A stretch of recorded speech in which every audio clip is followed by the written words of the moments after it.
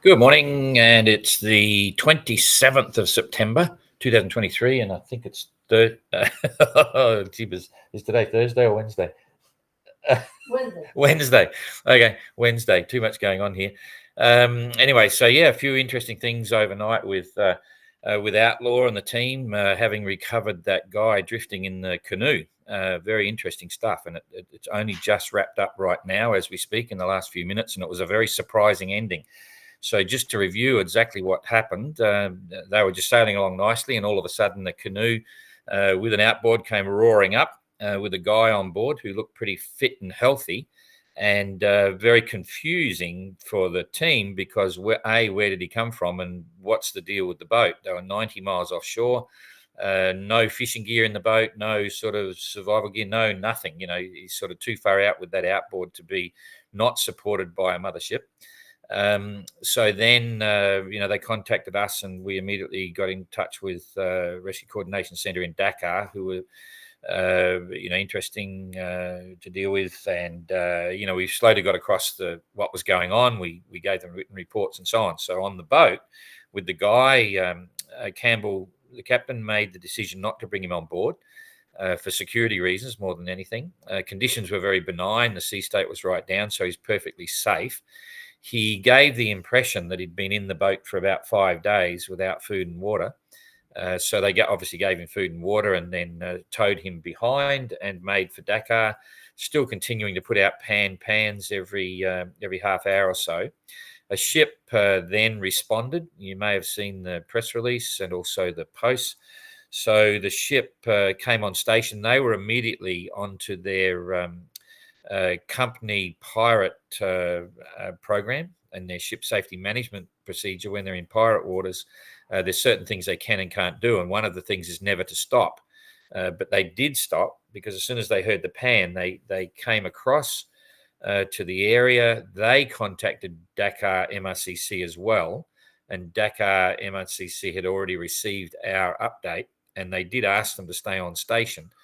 The ship didn't want to come any closer than 1.2 miles because that's all they're allowed to do under the conditions of their pirate program. And they asked Campbell if he'd seen any other ships around, a mothership or whatever, and obviously they hadn't. I asked Campbell in our initial brief whether he believed they had any form of communication on that boat, like a phone or not a phone, particularly referring to a radio. They couldn't see anything. So that was the status quo. The ship was alongside Outlaw while they made for Dakar at about 5 knots, towing the guy. They were motor sailing sort of thing, very light winds. And that's how it proceeded. Then we had a rendezvous point. Dakar confirmed they had no ships that could go out and recover the guy. The ship alongside wasn't keen to launch their man overboard recovery vessel to bring him on board because there's plenty of ramifications for a ship if they take someone on board. So it was left to Outlaw to continue the voyage to the coast. And the idea was that Dakar then gave them some coordinates, a GPS coordinate to bring the guy to about a mile offshore. And then the government would send a boat out and recover that guy because Outlaw had decided they didn't want to make landfall and go into port, do all the customs immigration. They would rather just continue. So they've used up a fair bit of fuel overnight. And then there was a sudden, I won't call it dramatic development at the very end, but certainly something that surprised everyone. Out of nowhere came another vessel and came alongside the boat. The guy in the boat slipped the lines, and both of them bolted, basically. They took off out to sea.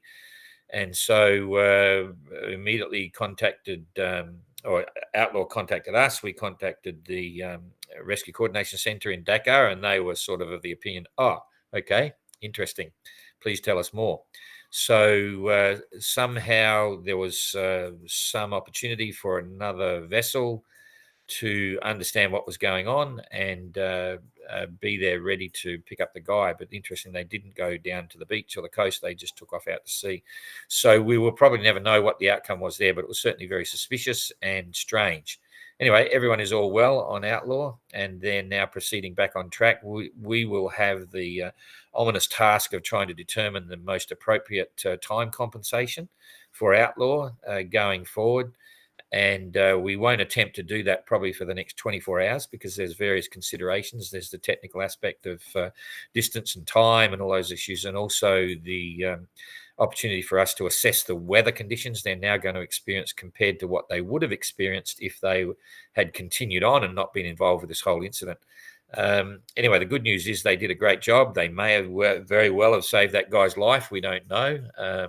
We have no idea what's going on in that area, but it was very strange indeed. And I think Campbell and the crew handled themselves very well. They did leave him on board the boat during the night, as I say, the conditions were very calm, and they were concerned about security issues because he was a pretty fit, happy, healthy guy. We have his photograph, and that was passed to Dakar straight away. We decided not to publish that photograph of him, a close-up sort of thing. But they may be able to identify them. Who knows what? But anyway, we've finished with it now. Georgie's just writing up the final report to send to them, and we're back racing. So that was that one. And the other one is that it's interesting watching the tweet regime from on board. The tweets that are coming in from the boats. And I still go on about this. We have a big discussion with all the entrants, before the race. They all wanted extra media. And now we've got the tweets going, and most are just sending one tweet a day, the mandatory tweet. Some are just saying, we're okay, not interested in getting a story out. But some are actually starting to crank it up. And the good news is that I think it was White Shadow. They're actually getting others, like the crew members. They're all doing a tweet each sort of thing. And it's actually quite interesting. So we're going to try and encourage all the entrants to do more tweets, maybe give the other crew a chance. So we will pass that message along to them going forward, because I think the tweets are a great way to get a quick overview of what's happening and pick up on the emotions of the crew, especially later on when they're going through the Southern Ocean. It's going to be a very interesting ride. So let's just go straight to the tracker. I'll follow up with questions on the comments as soon as we've finished all this. And here we go. So we've still got this wide view, so we can look at the leaderboard as we're going through. And let's just start off going right back here to Godspeed. I'll pick that up one more time. So here's Godspeed, troughing along quite nicely, 6.9 knots, plenty of breeze. They're in the band there, 157 nautical miles in the last 24 hours, still coming last in everything, but that's fine. They're all happy on board. So they're in the hunt and doing quite well. So coming back here, this is getting very interesting for this tail ender group. Pretty much a straight line and plenty of breeze. You've probably read about what happened to Sterner, pushing the limit to see how they could go, enjoying the big spinnaker run, and then bang, lost it on a wave. There was 3 to 4 meter seas coming down a wave, maybe turned inside out, big broach, and pinned down for about 7 minutes. And that would have been quite dramatic and I think quite scary for them. I think it would have been a bit of an eye-opener for sure. Down below, everything seemed to be right. You probably listened to the SoundCloud. It's very interesting to listen to the conversation and their own description of what happened. I'm sure they'll be a bit more conservative now and let them catch their breath. Anyway, they're doing 6.7 knots, 174 nautical miles in a day. And they'll be happy with that. Explorer 7.2, 184. So again, doing okay. White Shadow's made a good tactical move here. It's easy for us to be experts at this, looking at the weather and know what's going on. But tactically, moving out to the west is a good thing because there is a tradition, and this will be obvious in a minute, of going through the doldrums. You don't want to end up too close to the African coast because that's where the doldrums are the deepest or the thickest. So anyway, they've made their move. They've wasted a bit of time on the rum line, but they're now, conservatively out to the west, which will give them an advantage going forward, I reckon. But let's wait and see. Doing 7.3 knots, 38 nautical miles in the last 24 hours, and 11th in line honours, and 12th in IRC, 3rd in Sayula class. So that's cool. And Avrika doing about the same thing, lost out a little bit because she's ahead of the rest of them and probably getting a little bit lighter breeze now, only doing 6.2 knots, 10th line honours, 11th IRC, 2nd in Sayula class, but still hanging in that tail ender group. So what's going to happen to their weather? We've got a big patch coming up here. I think I better show the Godspeed boys what's going to happen to their weather over the next 24 hours. Where are we? 27. There's 24 hours later, still got plenty of breeze. And another day on from that, there it is, another day, starts to go light. That's interesting. So they'll probably be, in 2 days, they'll be about 300 miles out. Okay, so they may not make it. They'll probably go soft. So they got one good day and one quiet day. They'll probably be down here somewhere. So that's okay for them. We'll come back now and we'll look at the 2-day forecast for this tail ender group. And in fact, I think we'll do the whole group here because they're close enough to see what's going to happen. And then I'll do the big picture on the doldrums. So Galiana with secure, doing 7.5 in very light winds. So that's pretty respectable, but they only managed 143 miles in the last 24 hours. So the tail enders took out about 20 miles, 25 miles on Galiana during that time. But still, they've got a lot less breeze there.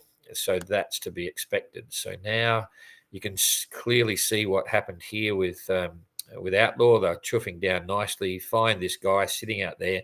Very strange, obviously from a mothership, but that's only a guess. We don't really know. Talking to the guys from the MRCC, they're maintaining there's no real piracy action in that area. So maybe it's fishing boat, like a small boat working from a bigger fishing boat. It's a bit hard to say. So, I don't want to speculate anything there, but they were pretty adamant that there wasn't a lot of pirate activity in that area. So they've come right across the coast. There was one little hiccup, which if we enlarge this, I'll just explain it because you might be wondering why the course was as it evolved. Here they were heading towards Dakar. We got the coordinates of the rendezvous position and we gave it to them here. It was very clear, just a simple latitude and longitude. And for whatever reason, they misread that latitude and longitude and started to come out here. And it wasn't until 5 o'clock this morning that I got a call from Campbell. So, hey, Don, what's going on here? We seem to be heading a long way down, and I just need to check the figures. So I then I phoned Dakar and said, hey, can we check the numbers that you've given us for the rendezvous point? Not looking so interesting. And they reconfirmed their numbers. So nothing had changed. And we reconfirmed the numbers back to Outlaw, and then they said, oops, okay. So then they made their new course up here. I think it was 14 degrees and 39 minutes or something, and for some reason they thought there was a dot between the 39, but then we rechecked the numbers that we sent to Outlaw and they were exactly correct. So there was a mysterious dot that appeared on board, and that's why they went down but came back, and that's where the transfer took place. And in fact, that's interesting because I didn't measure that out, but we were thinking about 2 miles offshore when they actually did that.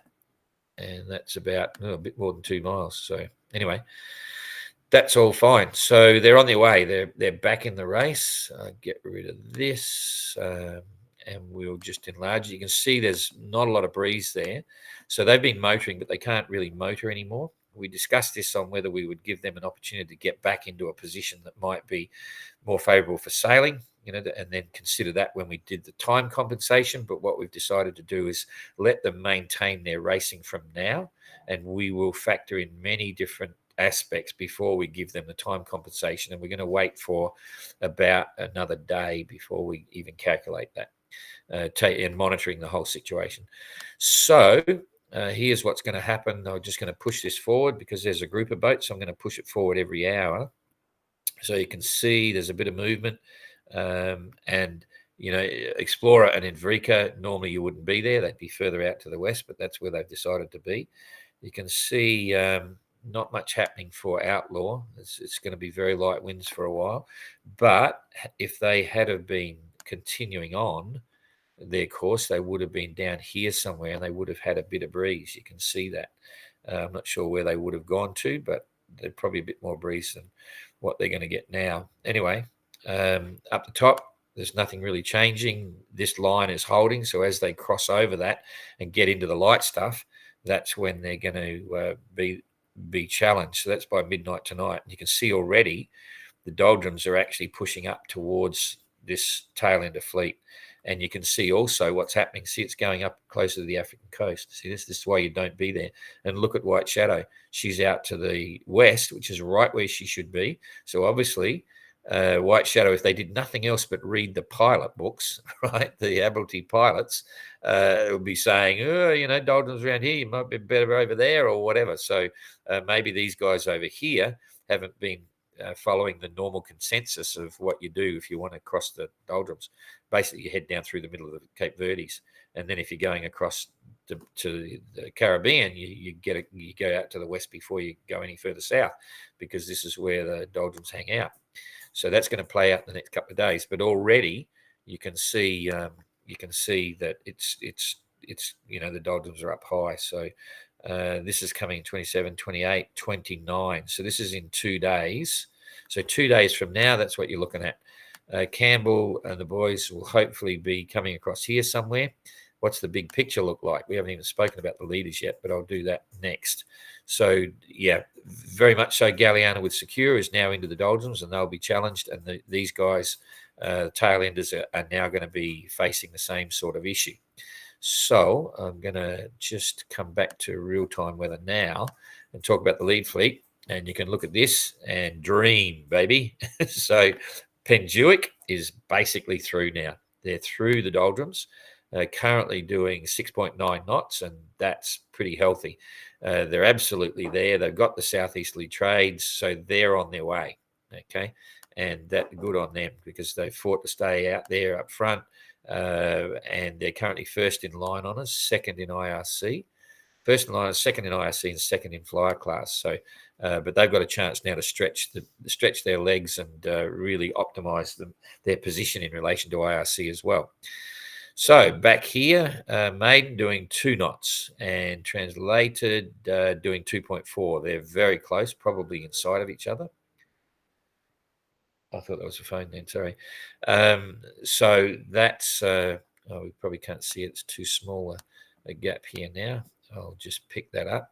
And we'll talk about the weather once we get a bit closer. Yeah, Maiden and Translated side by side, absolutely. In fact, I'll give you, it's always good to see how close they are. So I'll just keep building this up. We might be able to measure that just to give us a scale.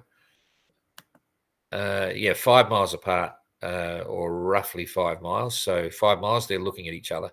And that'll be fun for them. They'll be on the VHF regularly talking about what's going on. And the Spirit Equip, okay, she's not that far behind. So she's only 75 miles behind, which is pretty good for her, because they've been gaining ground slowly but surely. So the Spirit Equip now doing 6 knots, 116 nautical miles in the last 24 hours. Translated, on the other hand, did 89 nautical miles. So Spirit Equip has caught up a bit. And same again, 82 for Maiden. Second in line on us, so third in IRC. So coming across here to bit of Helsinki, trying to work out who's first in IRC now. Here we go. First in Sailor class, fourth in line honours, sixth in IRC. We'll have to look at the leaderboard in a minute. Someone else is doing well in IRC. So just to consider the fleet overall and look at their weather over the next couple of days, here goes Neptune, 4.3 knots, 170 miles in the last 24 hours. And again, they're probably it's 175, 150 to that's 300, about 350 miles. No, that's not right. I better measure it. It's only 200 something. Yeah, 230. So Neptune's about 250 maybe behind Neptune and Translated. Still very healthy position. So they're doing well, but they've held on to the breeze, whereas the other two are losing it right now. And they've done 170 nautical miles in a day. So you can see they're still holding the speed until they dip into the real part of the doldrums, and then they'll slow down. And that'll reverse itself when these guys break out of the doldrums into the trades. But they've closed the gap by about 80 miles in the last 24 hours. Neptune picking the weather really well, which is amazing. Running down the band there, doing 8.4 knots. And 200 nautical miles in a day. Their speeds are always exceptional. They always seem to pick the best weather gradient. So they're doing pretty well. 200 miles in a day, they've just cleaned up. You know, they're obviously flying, concentrating on sailing hard. And in fact, where are they on IRC? So first in adventure class, fifth in IRC. So now I'm totally confused at who's doing so well in IRC, but we'll find out in a minute. Okay, so I'm going to go smaller and just watch this whole band of breeze here evolve in the next couple of days. Again, I'll step it forward every hour. So there it goes. You can see Penduic is still in it. That she'll keep up with that southeasterly trade. Helsinki's still in a hole, sailing very, very hard. Maiden and Translated look like they're going to get a gradient coming from the south southwest. So that's kind of nice because the trades have come up a bit. They're hooking around, which is kind of interesting. That might anyway, wait and see. That might keep them on starboard tack, heading out into the middle here, which is actually tactically very good because you can see here Penduic's going to get pushed into the coast, to keep speed up. She's going to have to come around here. If this little hook in the breeze holds and they stay on starboard tack, they're going to come over here, which means that when they do hit the southeasterlies proper, they're further over and it allows them to pay off a bit and get better boat speed. So that is going to be an interesting play, but let's see how long that little southerly or south-southwesterly gradient holds. Not very long, but oh yeah, still there. Okay, so they're still going through into tomorrow afternoon. Yep, tomorrow afternoon they're still able to hold that. That's very interesting. So tactically, it's still holding. Yeah, they've got a chance here now to come across on starboard tack over in this direction, and then when this does swing, they tack across, and they might be able to pick up some miles and hold Penduic. A little bit hard to say. It's very unpredictable, of course, and there's not a lot of weather information coming into the computer model. I tend to waffling on here, but I'm trying to give you an understanding of how it's all going. So that's it for the next couple of days, all looking very interesting. The fleet's certainly having fun. No other real dramas on board. And so, I'll come back, say hello, and talk about the questions here to see if there is any. I'll go to the top in the comments. Morning from Ireland. G'day, Eon. Christian, Wednesday. Greetings. Yep. G'day from down under. Who's that? Marcel. Kaylee, was it likely he was a pirate? Ooh, I didn't see an eye. I didn't see a patch on his eye, so it was hard to tell. And he didn't have a wooden leg either. No hook on his hand, but you never know. He could have just been a simple fisherman, in a dory out off a mothership, and then who knows what. We got no idea. It's all speculation. Cinematic story, Ada. Yes. You need to write a novel, Ada. Glad nothing happened. Too true. We got it on twice. Jeff, g'day from Adelaide. If it looks like a duck, sounds like a duck, smells like a duck, then they're pirates. Okay, I'll believe you. Wow, never a boring day in the ocean. Yep, check those 3 to 4 times a day. Between the mystery man and the flying fish running a mockery of the fleet, never a dull day in the doldrums. You're exactly right. Great news, Outlaw. Well done, Campbell. Yeah, whatever happened, he certainly gave that guy a lot of assistance. So good on Outlaw. Will you be able to talk about what's happening with Penduic and the communications breach? No, it's not okay. I'll tell you now. It's not a communications breach. Marie did not break any rules under the OGR.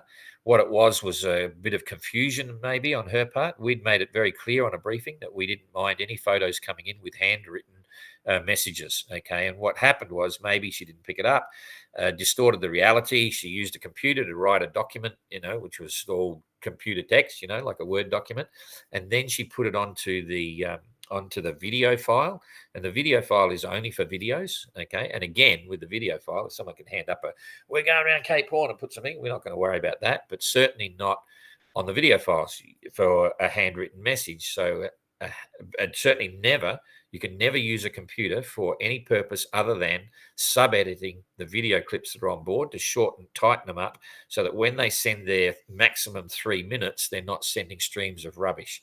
Okay, and we allowed that specifically, but that computer can have no music files on it and it can't be used for any other purpose. It's just sub-editing. So that's what they're now doing. Marie, we assumed, was confused, so we just sent her a message, say, sorry, that Word file on a computer, we've deleted it. You're not getting it. We can't do it. And please send a handwritten photo. They get 3 photos a week. And she sent the beautiful photo as one of her 3, and it was really great. We smiled when we saw it. So fantastic. So that's that one. The other issue about the scientific program, we did not ban any scientific program. We worked closely with the crew member who was in charge of that program, and we made it very clear that there was no need to turn on the Starlink every day to send a file. Okay, and this was the big issue. Marie has a special dispensation for allowing her to use her current Starlink system, which isn't approved by OGR because we cannot control it. But she's given us her honor that she will only turn that Starlink on once a day, on the day that it's sending the computer file with the videos and so on. And on that day, after that's being done, it turns off, and so she doesn't turn it on. That's a whole new subject. That dispensation runs out in Cape Town, and the team have to address that.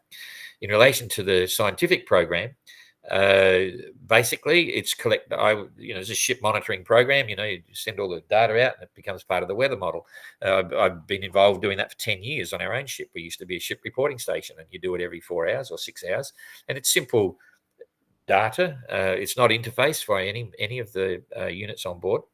And what they wanted to do was to actually fill out a web form. Fill out a web form with this data. So a manual input of the barometer, wind direction, strength, cloud cover, all this sort of stuff. Manual input. So in other words, someone could write it down on a pad and then manually input in this form, and Bing send the form. And we said, well, you can't do that because we're not going to let you turn your Starlink on every day just to do that.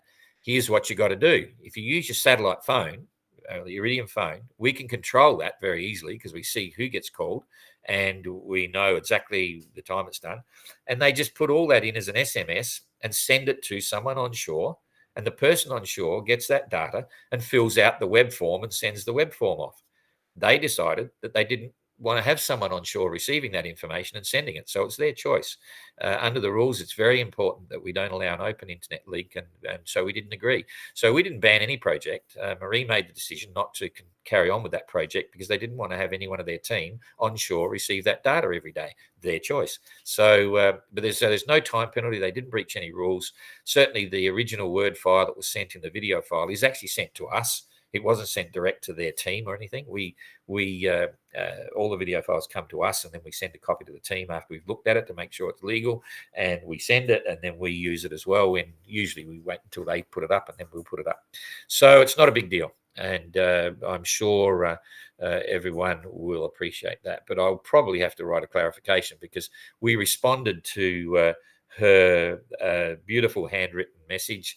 She suggested that we banned the environmental program. We hadn't, and that we were being stupid about the rules of bits and pieces, but the rules are very clear. There was no change in the rules. It was from day one, and it was at a briefing that all the entrants were at that briefing, and we said, yes, photos with handwritten message, not a problem.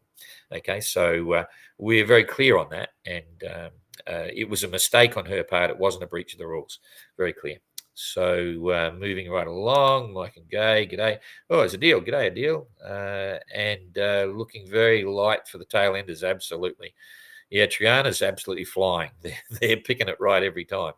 Hi from Plymouth, bad copy on screen. Yeah, I'm not sure about that, but anyway. Hello from Somerset. Trish, good morning. G'day, Trish.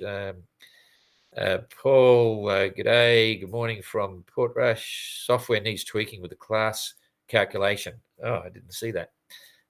Tweaking with the class calculation. Yeah, maybe because I'm confused. I meant to have a look at the leaderboard, but we'll do it tomorrow because I couldn't work out who's coming first on IRC. G'day, Stuart. Morning, Virginia. Okay, that's it. So we will see you tomorrow. Thanks again, and expect anything with the OGR. Keep an eye on the updates.